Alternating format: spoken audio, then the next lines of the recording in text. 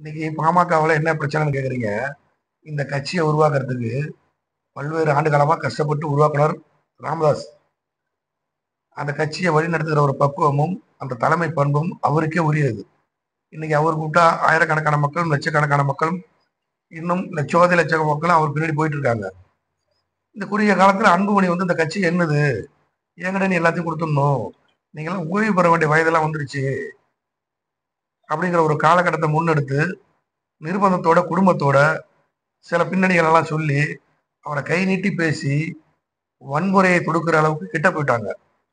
அப்பதான் ராமதாஸ் வந்து தன்னோட பழைய காலங்கள் 1984 அவர் எப்ப கட்சி ஆரம்பிச்சு சங்கத்தை ஆரம்பிச்சு அந்த வன்னிய மக்களுக்காக எப்படிலாம் செயல்பட்டாரோ அந்த மக்களுக்காக இன்னும் நான் செயல்பட போகிறேன் ஒரு செய்தியை சொல்லிட்டு, என்னோட சொத்துக்களும் இந்த வன்னிய அறக்கட்டளைக்காக நான் சம்பாதிச்ச சொத்துக்களும் இந்த மக்கள் மேல வச்சிருக்க நான் பற்றுகளும் எல்லாத்தையும் இந்த மக்களுக்கே நான் கொடுப்பேன், இந்த மக்களுக்கே நான் கொடுக்க போறேன். என் மேல நீ எப்போ நீ வன்முறைக்கு நீ தொடங்க ஆரம்பிச்சிட்டியோ என் சொத்தும் நான் சம்பாதிச்சதும் என் மக்களும் என் மக்களோட வாழ்ந்து என் சொத்தெல்லாம் கொடுக்க போறேன்னு சொல்றாரு. அதோட மெயின் புள்ளியா அவரை என்னென்ன தவறான கட்டங்கள் கட்டணுமோ அவரை எப்படி அடுத்த ரீதிக்கு கொண்டுட்டு போய் சத்தம் போடாம என்னென்ன செய்யணுமோங்கிறது உங்களுக்கு புரியும். அது என்னன்னு அதெல்லாம் சேர்த்துக்கு ஏற்பாடு பண்ணிட்டு இருக்கார் அன்புமணி ராமதாஸ்.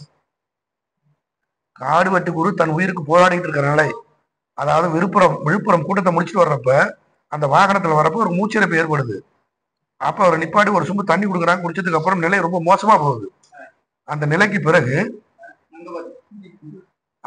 பிறகு மருத்துவரை தொடர்பு கொண்டு போன்ல பேசி ஒரு சில சிகிச்சைகள் முடிஞ்ச பிறகு மறுநாள் காலையில் அங்க போறாரு. ஐயா, இந்த மாதிரி என்னோட நுரையீரல் பிரச்சனை இருக்கு, எனக்கு முன்னையில இருந்து இது தெரியும், உங்களுக்கு சொல்லியிருக்கேன், நான் ஆபரேஷன் பண்ணணும், வெளிநாட்டுக்கு போகணும்னு ஐயாட்ட போய் சொல்றாரு.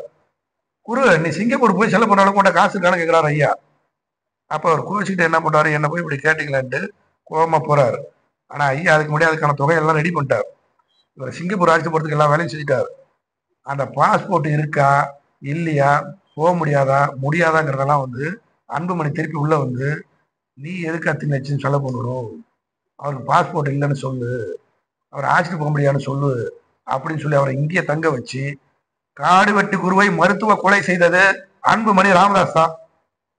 இது வருங்காலத்துல ராமதாஸே சொல்லுவார். இதனால தெளிவா பதில் சொல்லுங்க. காடு வெட்டி குருவை மருத்துவ கொலை செய்தது அன்புமணி ராமதாஸ் தான். இதை நான் இப்ப சொல்ல, மே 25 செத்து போனார். 2007 வருஷம் ஆகுது.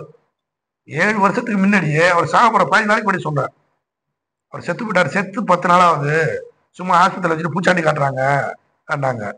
அதாவது முன்னாள் முதலமைச்சர் ஜெயலலிதா இறப்பு போல இந்த இறப்பும் அப்படியே உள்ளார வச்சுட்டு பூச்சாண்டி காட்டி எல்லாரையும் சுற்றி இருக்கிறவங்க ரெடி பண்ணி காவல்துறையெல்லாம் முடிச்சுக்கிட்டு இங்க போனா எந்த கலவரமும் வராத அளவுக்கு எல்லாம் பண்ணிட்டு அன்னைக்கு ராமதாஸை கையை கட்டி வாயை பொத்தி ஊனமா இருக்க வச்சுட்டாங்க. அன்னைக்கு செத்து போயிருந்தார் ராமதாஸ். உண்மையிலே ராமதாஸ் நல்ல மனுஷா. என்ன சொல்றாருன்னா, இன்னைக்கும் காடு வெட்டி குரு இருந்தா என் மேல நீ கையை வச்சிருப்பேடான்னு கேட்கிறாரு.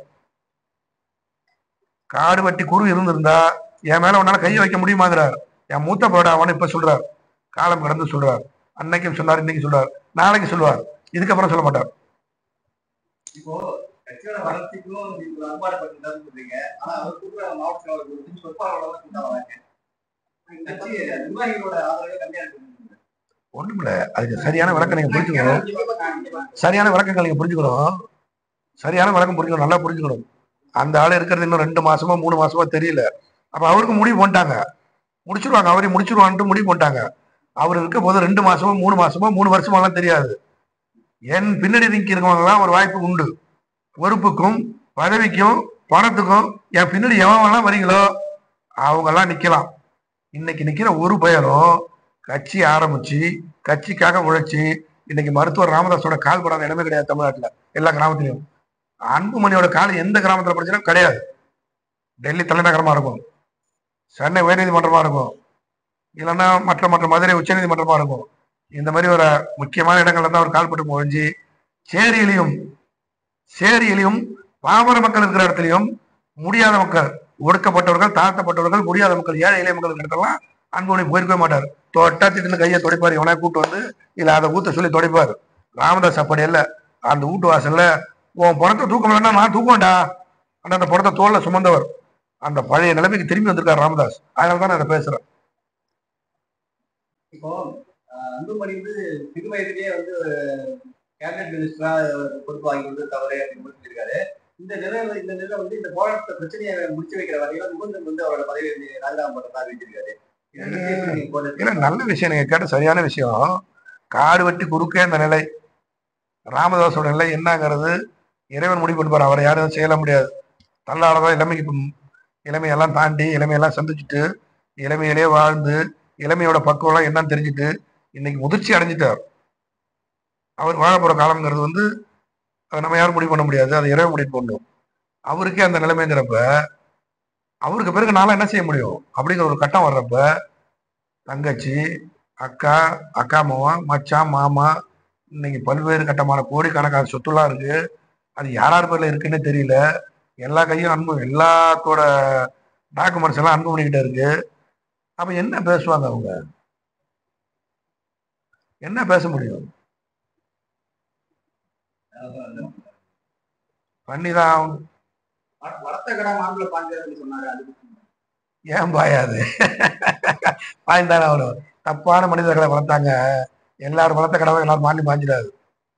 தன்னோட குடும்ப சூழ்நிலை காரணமாகவும் தன்னோட சொந்த பந்தங்களோட நிர்பந்தத்தின் காலமாகவும் நான் அன்னைக்கு அதை செஞ்சேன்னு அவர் சொல்றாருல்ல, அவர் பண்ண தப்பு திருப்பி அங்க பாயுது. ஆமாங்க, நான் போய் நீங்க எனக்கும் ராமதாஸ் எனக்கும் பாட்டாளி மகளிருக்கும் பிடிக்காதுங்க. நான் போய் இன்னைக்கு ராமதாஸ் தான் ஆதரிப்பேன். அன்புமணி ஆதரிக்க மாட்டான். அன்புமணிக்கு உழைக்க தெரியாது, உரிமைகளை மதிக்க தெரியாது, அடுத்தவங்கள உட்காந்து பேச தெரியாது, வந்தவங்களோட கூட்டம் உட்காந்து சரி சமமா பேசி ஒரு டம்ளர் தண்ணி குடிக்க முடியாது. அதுக்கெல்லாம் உனக்கு தகுதி இல்லாதவன் நீ ஐநா சபையில பேசலாம், 108 உண்டாக்கிருக்கன்னு சொல்லலாம், இன்னும் மற்ற கருத்துல நீ நிறைய சொல்லிட்டே இருக்கலாம். என்ன செய்ய முடியும்? நீ எதுவுமே செய்ய முடியாது. ராமதாஸுங்கிற ஒற்றை வார்த்தை இல்லைன்னு சொன்னா அன்புமணிங்கிற அத்தியாயமே இன்னொரு அரை மணி நேரம் இல்லை, 6 நாள் இல்லை, 60 நாள் இல்லை.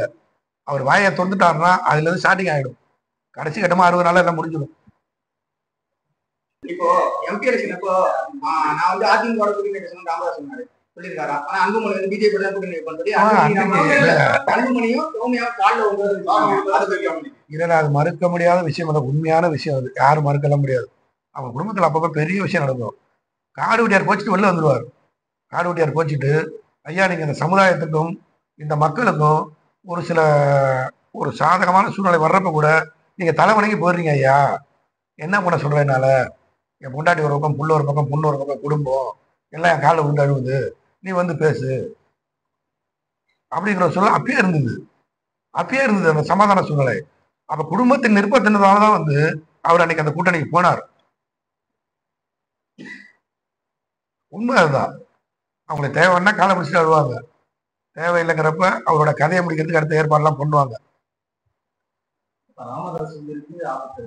அதை நல்லா தெளிவா சொல்றேன் கேளுங்க. அதை மட்டும் நல்லா போடுங்க வேகமா. வெகு விரைவில் ராமதாஸ் உயிருக்கு ஆபத்து இருக்கு.